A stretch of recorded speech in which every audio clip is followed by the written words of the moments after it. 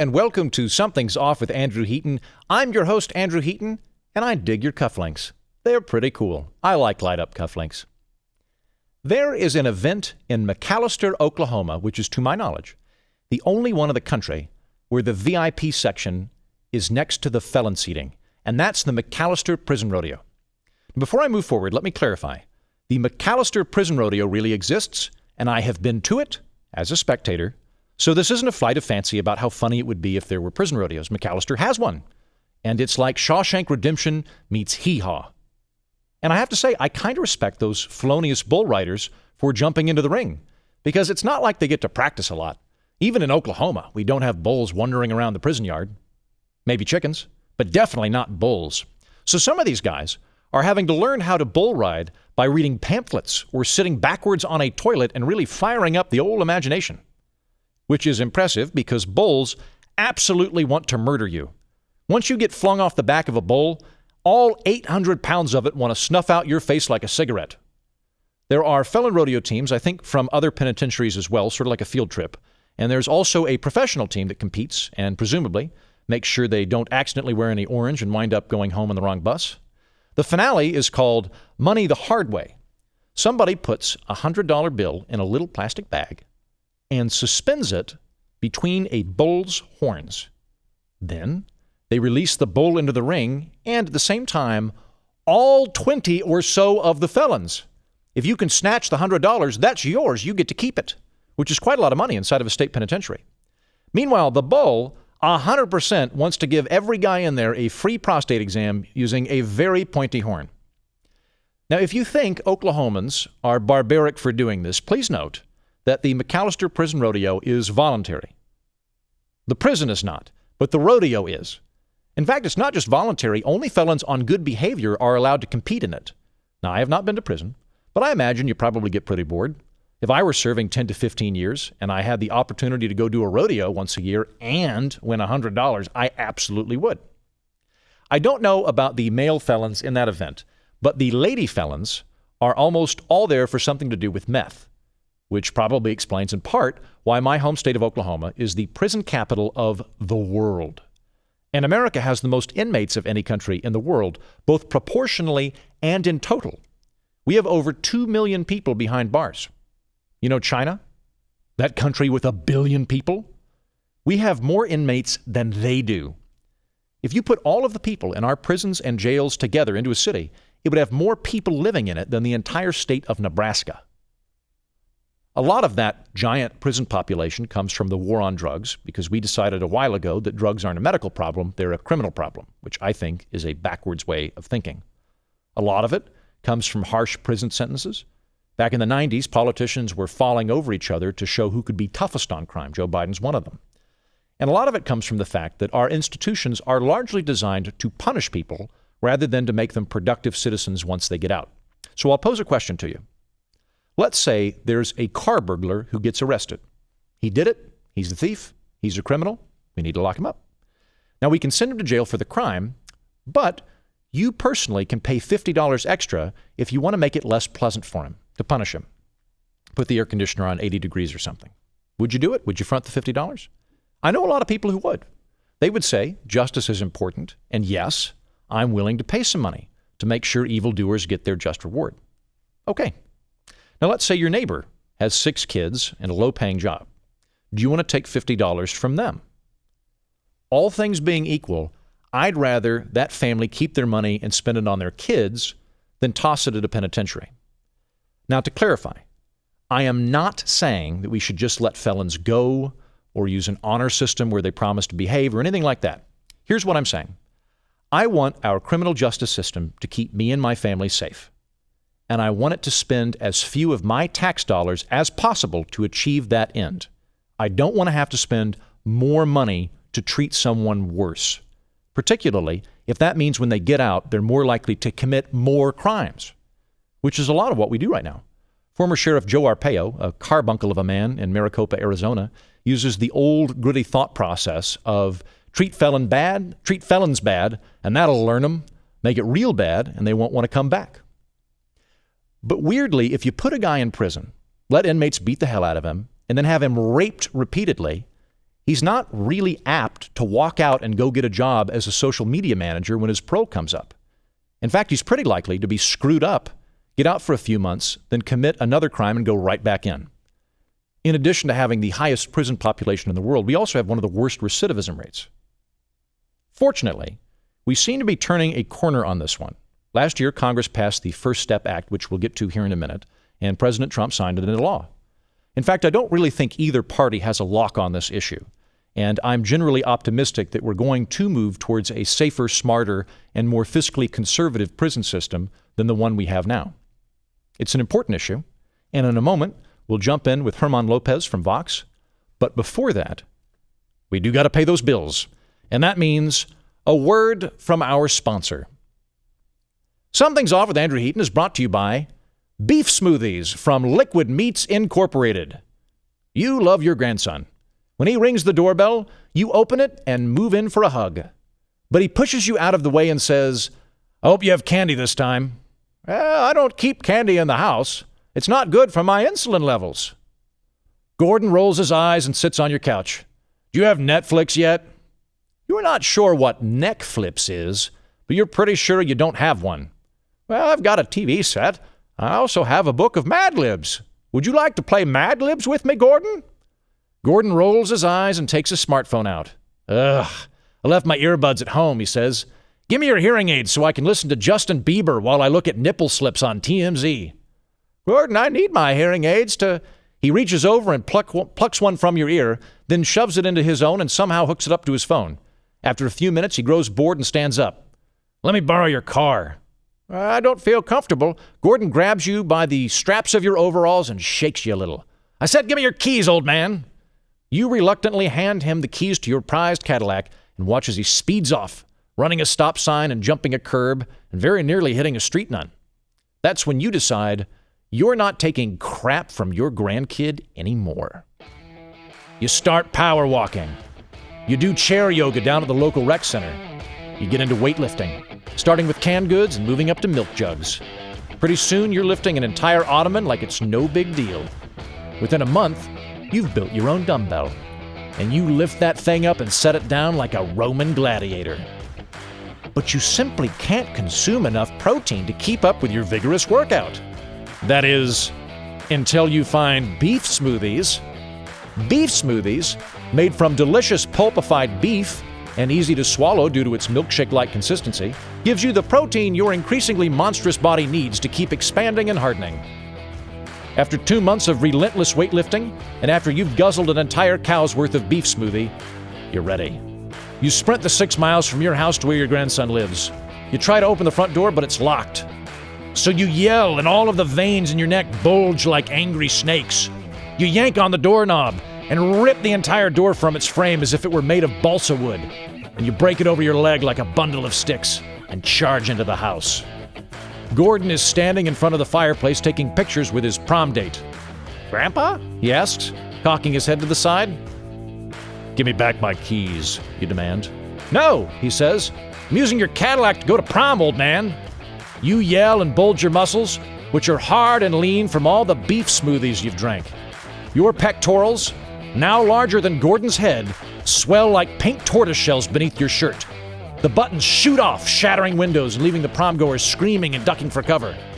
"I said, give me the keys." "No," Gordon says. He runs to the closet and grabs a baseball bat.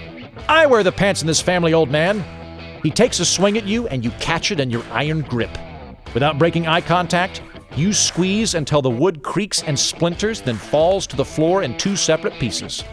Then you grab him by his stupid tie because he can't be bothered to wear a bow tie with his prom tux. Gotta wear a necktie, which is casually ironic and therefore irritating, but also a mistake. Because you use it to swing him round and round, gaining momentum, and then you fling him up through the skylight into the spring air. Moments later, you hear the gentle thump of Gordon falling into the neighbor's sandbox across the street, and then the plaintive sounds of him whimpering. You walk over to the dining table and grab your car keys. As you reach the door, Gordon's date rushes up to you. "Take me with you," she says. "Take me away from all this." You look at her and nod. "Get in the car," you say. The engine purrs like a cyborg kitten. You reverse out of the driveway, then gun it, hurtling towards the neighborhood cul-de-sac at 80 miles an hour and gaining. "Gordon's grandpa," she yells. "You're going too fast. We're going to run out of road." "Roads?" you say, putting on your cool silver visor. "Where we're going, we don't need roads." And that's when your Cadillac shoots up in the air because you're a friggin' time traveler. Good thing you bought beef smoothies when you had the chance. Beef smoothie premiums contain 300% of your daily recommended protein intake and are harvested from the biggest, angriest cows ranchers can find. Every cow in a beef smoothie premium must have gored at least one matador before it qualifies for pulping. And even then, most of the beef smoothie premium cows have killed at least a couple of rodeo clowns just for kicks. For the angriest, most frightening liquid protein you can quaff, buy Beef Smoothies Premium. Beef Smoothies from Liquid Meats Incorporated. It's raining meat.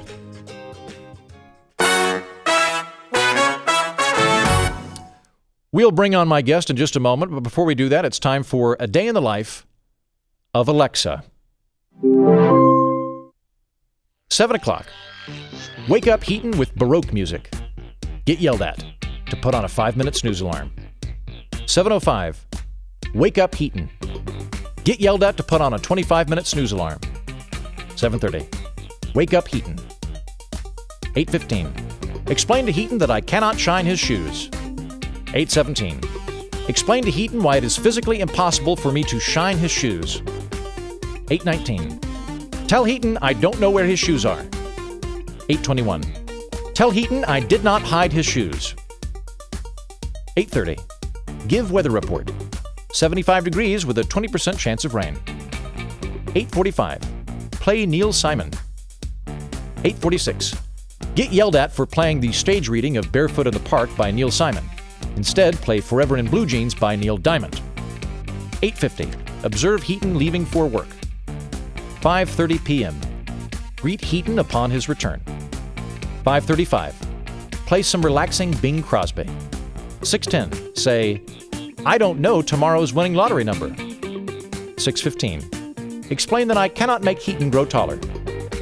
6:17. Explain that I do not have the ability to grant wishes. 6:18. Wait patiently as Heaton vigorously rubs me anyway. 6:20. Repeat that I do not have the ability to grant wishes. 6:22. Listen to the sound of Heaton hiding his shoes from me for some reason. 6:30. Play Elton John's sad song Say So Much on loop 6 consecutive times as Heaton looks out the window wistfully. 11 o'clock. Play Scotland noises for Heaton to fall asleep to.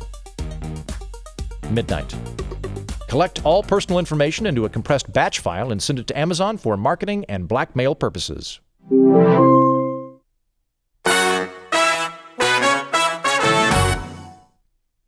My guest today is Herman Lopez. He is a senior correspondent at Vox.com and knows some stuff about criminal justice reform, so I'm excited to have him on. Herman, thank you for joining me. Yeah, thanks for having me. So I read an article of yours last week. It was about Amy Klobuchar, who is tackling the war on drugs in her campaign and coming up with clemency rules. So I kind of wanted to talk to you both about her plan and about criminal justice at large. So let's kind of start at the broad level and work our way in. Sure. Right now, about what proportion of people in prison are there for nonviolent drug crimes? So it depends on which statistics or which level of government you're looking at. At the federal level, roughly about half are in for drugs. Mm-hmm. And that makes up about 12% of the prison population. At the state level, it's a different story. And this can vary on states, but generally, if you look at all the states combined, most people are actually in for violent offenses, and it's below 1 in 5 are in for drugs in particular. Okay. And that's a big deal because states are where like around 87% of the prison population is. Huh. And then in jails, it's also a different story, but it's a bit more mixed. But generally, the most prominent reason people are in jails, which are generally facilitated at the local level, is because of violent offenses. Although there are a significant amount of drug and property offenses there as well. Well, I think I'm okay with the violent offenders being behind bars. That doesn't concern me as much. The nonviolent offenders does. Although one of the things you mentioned in the article that I thought was very interesting was the idea that there is a pretty steep drop-off in crime rates once you're past, I think, the age of 30 or 40. And Right. I had not read that before. What's the criminology behind that? Sure. So it's an age crime. It's essentially called the age crime curve. So here the thinking is, it's like obviously you want violent offenders to be in prison at least for some time. I don't think anybody's going to dispute that. But the argument with the age crime curve is if you look at crime rates in general. So the one I use in the article is robbery. The amount of crime people are committing throughout their lives really spikes in their late teens and their early 20s, but then it starts to like really rapidly drop off. So with robbery, someone's highest rate of committing robberies around when they're 20, but by their 30s, they're about a quarter of a chance of committing a robbery as they were at 20. In their 40s, it's 12.5%. In their 60s, it's like almost gone entirely. And I think if people just think about this for a little bit, I mean, when I was a teenager and when I was in my early 20s, it's not that long ago, but still, I was definitely much more likely to just do stupid things all the time. I mean, I had friends in high school, not that I would participate in any of this, obviously, is who used drugs, who like shoplifted, who did things like that. And as people get older, as people just become like their brains develop, as they get a career, they're not going to take as many of those risks. They don't want to take some of those risks. I mean, hormones are a big part of this. Like you just become a bit more grounded as a human being, and also things just start to ache. Like yeah, I was about to say, I would assume energy levels are a part of that. I'm 35 right now, and while I've never been like a really crime-prone individual, I would have to think the older I get, if someone's like, "Hey, you want to rob a liquor store?" I'd be like, what time will we be home at? Are we doing this? Am I going to be in bed by 11? No, thank you. I'm just going to stay home and watch Netflix. Yeah, nowadays there are like days where I go home and I'm like, I think even playing video games is too much work today. I'll just watch TV. Watch a YouTube video of someone else playing video games and do that through proxy and then go to sleep. Right. So it's like people just get older and weaker over time, and yeah, they're less likely to commit crime as a result. So how does that go into, say, like into crime rates? I would assume that most of the time when prison sentencing is happening, it's not based on your age; it's based on the crime. So if you burgle a car or whatever, you're given 10 years or 20. I don't know the rates here, but would the idea then be, if we were going to restructure the sentencing for crimes, we would sort of take into account, like, if someone's 20, they're probably going to, if they're out by the time they're 30, they're probably going to be okay at that point? Yeah, that's basically the idea. And like some other countries, like Norway, for example, actually has a 20-year limit on prison sentences in general. And part of their thinking behind that, and like we can all debate whether 20 years is the right cutoff, but part of the thinking there is that, yeah, like no matter what, if you sentence someone for 20 years in prison, by the time they get out, chances are they're going to be at an age where they're just significantly less likely to commit crimes. And there are like checks in place, and this happens all over the world. Like we have a parole system here, but there are checks in place, like, is this person actually ready? Have they shown rehabilitation? Can we move? So are they actually safe to release into the world? And in Norway, they can actually extend their prison sentence for 5 years on top of that 20 years if they prove to be a risk. So it's things like that, essentially, that like you want to lock up violent offenders because you want to keep them away from society. But the question is, do you really need to put them in there for all of their lives if by the time they're 60, I mean, even if they wanted to do something, they might be too frail and weak to even act on those impulses. I'm going to get angry emails from 60-year-old listeners who are like, if I wanted to, I could rob a liquor store. I'm in great shape. I ride a bike. And good for them, but most people aren't that way. Yeah, but like you pointed out, I think the inclination probably shifts. Although, out of curiosity, with the Norway system, I kind of like, in broad strokes, that I don't think I would feel comfortable releasing a serial killer. Or let me rephrase this: I would not be comfortable releasing a serial killer under any circumstance. If you're a serial killer, I want you in forever. Although that is a fairly tiny fraction of people. Right, but like with the Norway system, for example, at 20 years, you would, like the court would reevaluate the sentence and be like, nope, this person is still dangerous, and add another 5 years to their sentence, and they would just have to do that every 5 years. Oh, okay. So it's not a maximum of 25 years. It's just that once you've served the 20, they can continue to add on 5 years as needed. Right. So okay. like the majority of people will actually at most get 20, just because of the way this is. Most people do actually end up like being much less likely to commit crime. Also, Norway focuses a lot more on rehabilitation, which is as you focus is a big part of this.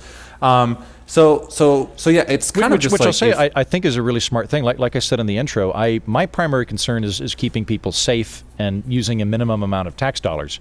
So if you were to, I don't know all of the programs that are in prisons right now, but if you had ones that are like, hey, like, a couple times a week we're gonna, do some job training so that when you get out, you've got some skill sets available to you. I'd rather people be able to use that time to prep in jail, even if it's reasonably nice. I'd rather than be able to get out and get a job than get out and be like, well, I guess I'll rob a grocery store.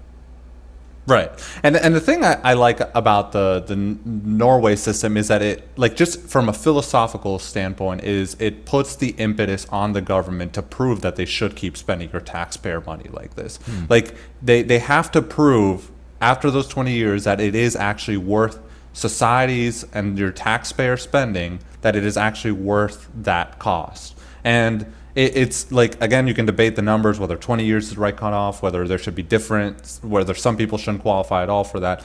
But in general, I like the idea of just making it so the government has to, at some point, really think about whether it should keep using all these resources. Well, and also worth noting is that Norway's recidivism rate is precipitously lower than our recidivism rate. We're not good at getting people out and keeping them out. We have a lot of, I don't have the numbers at the top of my head, but it's fairly high amount that if you've been a felon, there's a likelihood you're going to come back. Whereas in Norway, that's a much lower concern. Right, and in the U.S., the majority of people who come out of prison are likely to reoffend within, I don't have the numbers off the top of my head, but it's within a few years. And one of the things that's also notable with that is there are studies showing that the longer someone is in prison, the more likely they are to actually get out and reoffend, because the longer you're in prison, the longer you're going to, it's not just that you're taught. I mean, like, prisons are in some ways like a school for learning how to do crime. Yeah. You're with a bunch of criminals. You're going to pick up on a few things. You're bored. You're talking about carjacking and whatnot. Yeah, I could see that. Right. Like, you also miss life opportunities that would probably rehabilitate you. So like getting married is a good generally measure of like whether someone is likely to commit crime. If you get married, you're less likely to commit crime. See, now I think I'm going to get a bunch of angry emails from married people that are like, I'm married and I'm way more likely to rob a liquor store. Okay. But your point is taken. Yeah, and I mean, it's just like these protective factors, like getting a job, getting married, and so on and so forth. The longer you're in prison, the more likely you are to miss those opportunities. So when you get out, you are more likely to reoffend. And am I right in thinking that we had sort of a spree in the 90s where we all sort of, I think left and right, it was during the Clinton administration, there was this very intense tough on crime perspective that people are implementing, I assume on a state level, but definitely on a federal level, of increasing the length of prison sentences, for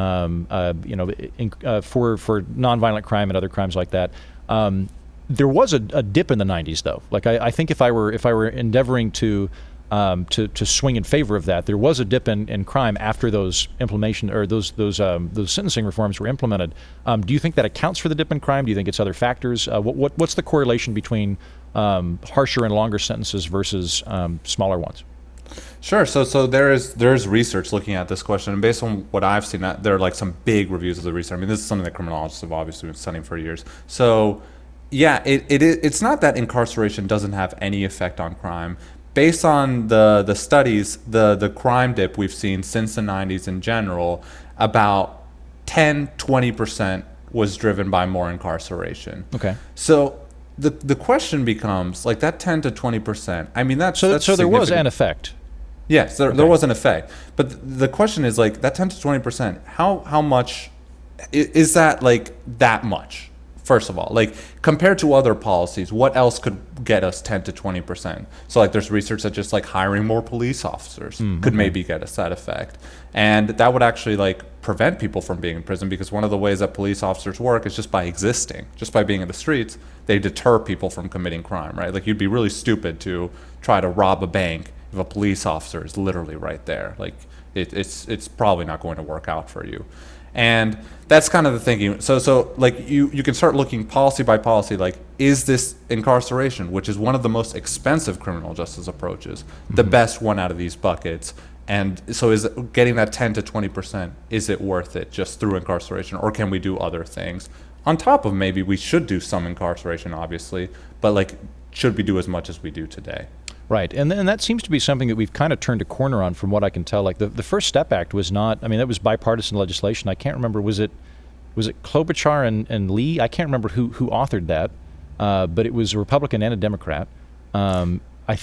President Trump signed off on it. There does seem to be a growing awareness with politicians of both stripes that we kind of went overboard, and we need to back it up and rethink how we're doing the prison process. Mm-hmm. Yeah, so the First Step Act, I mean, it wasn't Klobuchar and Lee. It was like really just like a whole bunch of Democrats and Republicans. This had been something that they had been like all working on for years. Like they're like big names, like Cory Booker and Mike Lee are some of the people involved. Okay, also, yeah, that's right. Yeah. I think maybe it was Gardner and somebody else. Yeah, forget what I said earlier. I don't know what I'm talking about in terms of who wrote it. Yeah, but it's a lot of people. They've been working on like compromises for criminal justice, and this finally just came together. And it's kind of like it mirrors what we saw in the 80s and 90s when both Democrats and Republicans were really harshly. I mean, like you mentioned Joe Biden. Mm-hmm. Joe Biden was like, he's still up to his like 2008 presidential campaign. The last time he ran for president was bragging about some of the tough on crime stuff he did. Mm-hmm. So yeah, just like it was a bipartisan effort back then, it's a bipartisan effort now. Of course, it's called like a First Step Act, so it's really limited in what it does, but it shows that both parties are doing this. And on the state level, too, by the way, like there are some Republican states like Georgia and Texas that are really leading the charge on criminal justice reform. Really? There are also some blue states like California and New York, but it's been bipartisan at just about every level of government. I am deeply heartened by all of those things. Before we get into the various candidates and where they kind of stack up on criminal justice, can you quickly tell what the First Act does, or First Step Act did? Sure. So it includes a bunch of reforms that essentially. So part of it is like in 2010, President Obama signed a law that essentially made it so crack cocaine and powder cocaine sentences, there was this huge disparity between them. Right. So it was like they're basically the same thing. But if you got caught with cocaine, you'd go to jail for like 5 years. But if you got caught with crack, you'd go for like 20 years, something like that. Right, like the equivalent, like it was a 100-to-1 ratio. So you needed 100 times the amount of crack to get the same sentence as you would, you needed 100 times this amount of powder cocaine as you would for crack to get like the same prison sentence. So they reduced that by about a fifth. So that, but it was only now the First Step Act makes that retroactive. So if somebody is already in prison due to the old sentences, they get some relief. So that's kind of like the reforms. There are also other reforms in terms of like just reducing sentences and making it so people can get released earlier than they would otherwise. And there are also some reforms in terms of just trying to make prisons a bit more rehabilitative, like more funding for rehabilitation programs, more encouraging prisoners, like they can get out of prison earlier if they participate in some of these programs and things like that. And then finally, there's also just some like things that like I think people, like right now in prisons, there was a practice in federal prisons in particular of chaining women when they're pregnant and giving birth. There's really no reason to do this. Wait, what? And they would chain women when they were giving birth? Yeah, like handcuffing them while they're giving birth. The fear was that they would use the pregnancy as a way to slip out when no one's looking because of the circumstances? Right. First, but yeah, that's not how labor works. Yeah, I've never given birth. I have to assume that you're distracted. Like I would be impressed if a woman was able to escape during labor. But okay. Although that said, someone might fake it to get out. So I don't know. Right. So that's the kind of thing they said that you can't do that anymore. Like just put some guards in the room instead. Yeah. Like that seems like a more humane solution to that. And then also just like stuff like making it easier for inmates to talk to their families, because that's one thing that shows like in terms of like improving rehabilitation and whatnot. Just staying in contact with your family, having an outside connection helps you. That would make sense. I would think that having a semblance of community would be a beneficial thing to rehabilitate you, and it would also be better for that network to exist when you get out. I used to work in television, and I was talking to a guy a few years ago we had on specifically to talk about what do you call it, isolation, which I think is a terrible thing. But he was describing to me how difficult it was for him to do the parole process, because he got out on parole, but the way the system was set up, at least in New York, was that he had to remain in the county that he had been incarcerated in. but he had an uncle that was like 3 counties north that would be willing to give him a job, but he couldn't do that, and he also couldn't qualify for food stamps because he'd been a felon. So he was kind of in this system that was very difficult to break out of. I would think, though, that in general, if you're leaving incarceration and you're going back to a family as opposed to a halfway house or something, you're more apt to be in a better state of mind, and you might also get a job out of that. So you might be able to become more productive. Right, that's the thing, and I think you were thinking of solitary confinement. Solitary confinement, thank you. Yeah. Yeah, it's really terrible, but First Step Act didn't do anything about solitary confinement, but yeah, it did do a bunch of these other things in terms of like just trying to make prisoners more rehabilitative, a bit more humane, and also giving people a chance if they prove to like rehabilitate to leave prison earlier. Okay.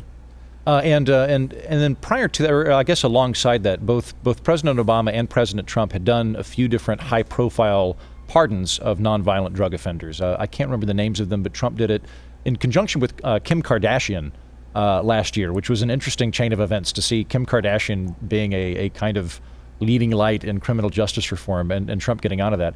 And I think that brings us into where the candidates are now, because I don't think any of them are really running on a like tough on crime ticket anymore. I mean, Trump signed the First Step Act into law, so he's got some credentials in terms of criminal justice reform.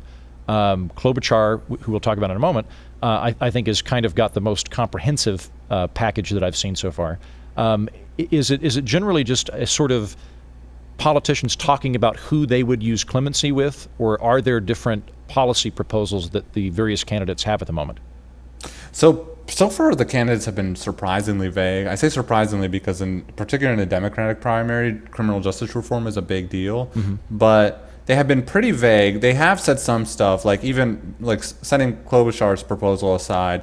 Like Cory Booker said that he would consider mass pardons or commutations for marijuana offenses. Okay. Kamala Harris said she would consider pardoning low-level drug offenders.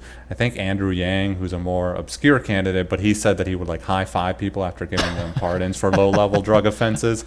So like there's stuff like that out there. Okay. But in general, you haven't seen that many plans besides just like, yeah, we will follow up on the First Step Act and we will do more reforms along those lines. And to clarify, when we're talking about clemency in that capacity, we're talking about the president's ability to pardon federal inmates of federal crimes. That would not have any effect on the majority of inmates that are in state penitentiaries, but rather ones that have been, they're on trafficking charges or drug dealing charges or whatever. Because a lot of the sentencing is based on the amount of drugs you have. Like if you have X amount of grams, you automatically are charged as a drug dealer. So the clemency from presidential candidates would be geared towards those people, not to state penitentiaries. Yeah. Mm-hmm. Okay. Yeah, one thing I would clarify there is like it's not even just pardons; it's also commutation. So somebody would keep some of these crimes on their record. Right. Yeah. But their prison sentence would be reduced effectively, so they get out early or immediately when the commutation. Gotcha. So a pardon is you've basically been exonerated from the crime, whereas commutation is you've done your time. We're letting you out early. Right. Okay. Exactly. Yeah. What is Klobuchar wanting to do? So Klobuchar has kind of figured out that like even though Democrats are proposing a lot of things in their 2020 campaigns, there's a good chance that absolutely none of it will happen because in the end Congress will need to approve it. So barring Congress taking any action, Klobuchar's trying to do executive action with this criminal justice reform stuff. And what she's doing is reforming the clemency process. So right now the way the clemency process works is if you're an inmate and you want to file a petition for clemency, you essentially have to work through like 7 different layers. Mm-hmm. Like there are a lot of bureaucratic layers involved here, but it's the Office of the Pardon Attorney and their staff. There's the Deputy Attorney General and their staff. There's a staffer at the White House Counsel Office, then the White House Counsel themselves, and then finally the President. And you look at all that, that's 7 steps. That's a lot of bureaucracy, and also most of it is in the Department of Justice, which is really weird in some ways. I talked to one expert, and they said that they you almost can't think of a bigger conflict of interest here because the Department of Justice is in charge of prosecuting these people in the first place. They're the ones who handed down these sentences in the first place. And now they're the ones being asked to give like the first check on an early release. Hey, remember that guy you locked up? We think we should let him out. What do you think? You want to let out the guy you locked up? Yeah. Yeah, it's really. I talked to a former federal prosecutor about this, and he's like, he supports like this clemency reform effort and supports lower prison sentences, but he acknowledges that, like, yeah, if somebody came to him and was essentially questioning his work, like, hey, you shouldn't have locked up this guy for so long, he would be a little defensive about it. So, like, just like anybody would be. It's human nature. So yeah, what Klobuchar wants to do is essentially get rid of this like entire 7-level process and just make it 2 levels. So there would be a clemency advisory board that would fall within the White House, so outside of the Justice Department, and this board would have law enforcement. It would have, so that would include prosecutors, police, that kind of thing. It would have prison and criminal justice reformers, so people who are interested in reforming the system, and it would also just gather a bunch of stakeholders. It would also aim to be bipartisan, so it would have both Republicans and Democrats, and they really emphasize this because it's for them, it's like building legitimacy of this board. It has to be very clear that it's not just a political exercise. Yeah, if I were in that position, I would want to. If you do that, then everybody's involved in it. So you're not going to get. You're spreading the responsibility and the ownership around. Right. So yeah. Yeah, exactly. So if somebody gets released and goes on to reoffend, because it probably will happen at some point, like that's just a reality of any clemency initiative. Mm-hmm. At least you can be like, well, we looked at these, like we all evaluated it here. We looked at the statistics, we looked at the record, and we thought that this wouldn't happen. It's a mistake, but like it's something that like in the end everyone is forced to own up to a little, and hopefully aims to do better and fix the system. But yeah, anyway, so it would set up this clemency board. And then the clemency board would make a recommendation to the president, and the president could approve or reject that recommendation. And that's it. It would be a 2-layer process. And the thinking is to pull this out of the Justice Department because, as we mentioned, that so the clemency board's outside of it's in a different organizational strain than the prosecutors. Right, exactly. And also brings criminal justice reformers onto the board, because right now they're not represented in that 7-level process at all. Like there are just no one who is actively interested in reducing the prison population is represented. So it's not that they would be the only people on the board, but they would help balance out the like law enforcement voices on the board who might be interested in more tough on crime stuff. And yeah, that's basically the proposal in a nutshell. And this is something that some states currently do with their clemency proposals. They have clemency boards. They make recommendations to the governor, and then the governor can decide what to do with those. And it's worked. Another example is just after the Vietnam War, Gerald Ford set up a board to grant clemency to thousands of people who dodged the draft. These people were not popular at all at the time, but the thinking was they don't really deserve like lengthy prison sentences for what they've done. Vietnam War, we need to move past it. It was a mistake, so on and so forth. And so yeah, they set up this bipartisan board, really emphasizing the bipartisanship. And most people don't even remember this happened. So it kind of speaks to like how well it worked. Like there were no big problems as a result of it. Okay. All of that sounds like a more streamlined process. And while, as I said, I think most of the candidates, including President Trump, have shown a willingness to commute sentences and to offer clemency in certain situations, it seems to be a little bit arbitrary based on who comes to their attention, or alternately if there's a particular group of people, like with Cory Booker, where they want to just pick a group and kind of pardon them. It does seem like there's more of a process at work here with Klobuchar. Out of curiosity, what is Biden saying on criminal justice? Because that is, when I look at Biden, like the two big marks against him from my perspective are the Iraqi vote and his criminal justice efforts in the 90s. Is he backwheeled on it, or is he just kind of quiet about it, or is he in this kind of Klobuchar, Kamala Harris, hey, I was a really tough prosecutor, but now I'm touchy-feely? Like, where is he on that? So he's been, I don't want to say he's been quiet on it, because he has said some stuff. So like we mentioned the crack cocaine, powder cocaine sentencing disparity earlier. He's one of the people who wrote that into law. Yeah. So he's one of the people for that. Good job, Joe. And he's at least admitted that was a mistake. Before he even became vice president, he was actually trying to undo it in the Senate. So far what he's talked about in criminal justice, as far as I can tell in his speeches, is mostly focused on that, just kind of using that as an example to say, yeah, he admitted, to his credit, that I haven't always been on the right side of this. Mm-hmm. But otherwise, he hasn't like put out a comprehensive policy proposal for that. I mean, this applies to the Biden campaign in general. Mm-hmm. So far, they're running a lot on, I would say, like sentiment and feeling against Trump. It's very much a temperamental campaign. It is not a policy-focused campaign, at least as of yet. Right, and so yeah, but yeah, I don't know. I get the feeling that Biden isn't one of those people who apologizes easily for his past mistakes. So the fact that he did at least own up to this one seems to mean something, but it's also a question of like how far is he willing to go, and given his inclinations in the past, how much can he be trusted to actually enact criminal justice reform. Okay. Well, Herman, I've really enjoyed talking to you. Thank you for letting me pick your brain on this issue, and keep up the good work and come back again. Yeah, thanks a lot for having me. Really appreciate it.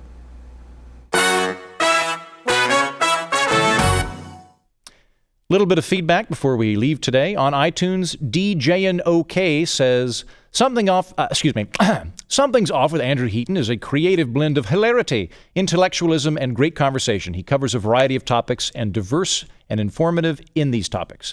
Simply put, his show is fun and informative and could very well be the one thing that's missing in your life. I agree. Thank you, DJ. You can watch this whole show on YouTube if you look for Something's Off with Andrew Heaton. You can see my handsome bearded face and assortment of suits and the dead bison head we screwed to the wall. Watching Something's Off with Andrew Heaton on your computer will only make you seem more sophisticated and amusing at your office or prison cell. Something I frequently say, but pertinent to today's program. So go to YouTube and start watching full episodes. Jeremy Bullock says I look like Leto Atreides if he'd merged with a bookworm instead of a sandworm. Remember, you can always tweet me at Mighty Heaton or Facebook me at facebook.com/Mighty Heaton, or even email me by subscribing to my newsletter at mightyheaton.com and just replying when I send it out occasionally on Fridays. Finally, please subscribe, rate, and review this podcast. That helps other people discover this here political orphanage, and maybe I'll read it on the show. Thank you very much, and good day.